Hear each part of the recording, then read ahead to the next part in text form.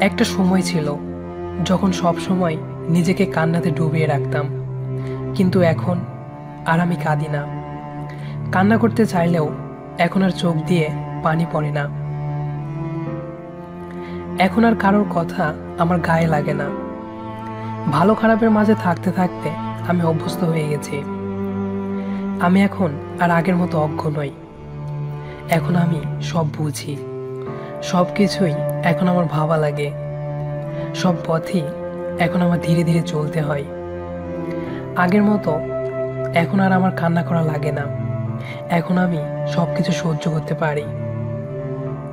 এখন আমি মানুষ চিনতে অনেকটা শিখে গেছি। সবার মাঝে কিভাবে চলতে হয় সেটাও আমি শিখে গেছি। আজ আমি মিথ্যে হাসির সাথে কিভাবে একাকী থাকতে হয় তাও শিখে গেছি। আর তাই দূরে থেকেও তুমি ভালো থেকো, সুখে থেকো আমার এই অন্তরে।